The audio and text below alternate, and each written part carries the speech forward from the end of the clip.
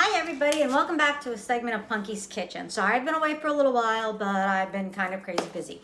Okay, today we are going to be making mini meatballs with panini noodles all in basically 2 pots. I'm not going to make a lot of marinara sauce with it because I'm doing this for a segment for today for people who have bad stomachs, who cannot have a lot of acidic, like our favorites, tomatoes, tomato sauce, and tomato paste. I promise on another segment we will have a discussion and a cooking lesson on how to cook tomato paste without it leaving a burning effect, even though I know most people like to cook tomato paste for 30 to 40 minutes. Technically it's an hour. So I hope you're ready, and I hope you're ready to begin. So right now, for the first thing I did do is I prepped everything I was going to be needing. So in a bowl over here, as you can see,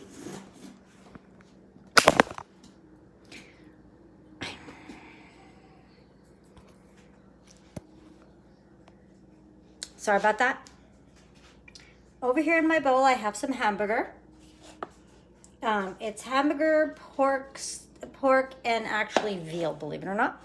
We have an egg over there. I have my Italian seasonings, my chives, my garlic powder, my onion,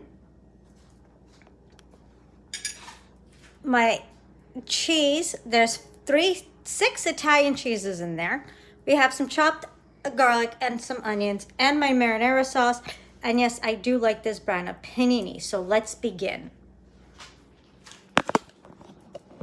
Okay, so for the first thing I'm going to be doing, okay, is I'm going to be mixing all our dry and wet ingredients, oh yes, and breadcrumbs, to go into the hamburger. Okay, I'm going to get my gloves.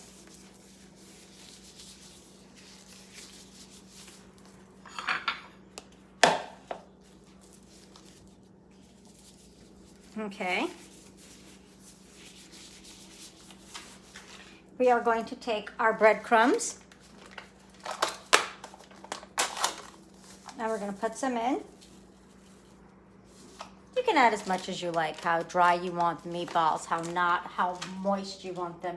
Do you want them to be wet, not to be wet? It depends on the person. We're going to add an egg, 1 egg. These are small. If you're making a big pot like this, then depending on how much meat you have, usually 2 eggs.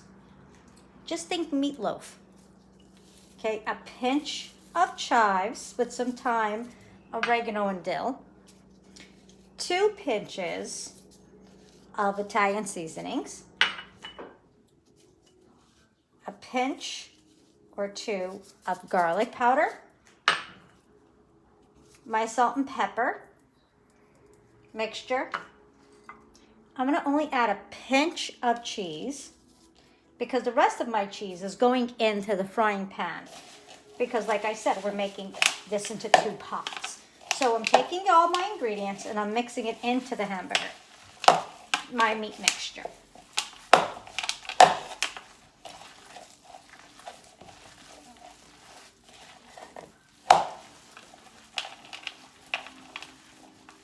Now, you don't have to fry these. I actually do have an air fryer, and I do enjoy my air fryer. They do come out a little bit dry, not as moist, but I never used an air fryer before.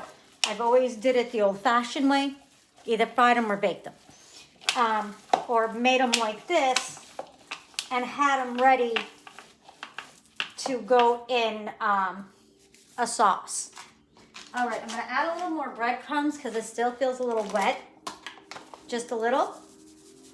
Yes, I did take my glove off for this. Cross-contamination, not a good idea. Okay, put back on our glove. And go back to mixing. Now, depending on how big you want your meatballs, that's how you do that. Basically, I didn't feel like going to the grocery store again today. So basically, this is everything that's in the house one more time. Okay, so now we're going to put on our stove. Okay, Now I'm going to take the meatballs, the meat, and I'm going to make it about that size. Put them in my little glass plate.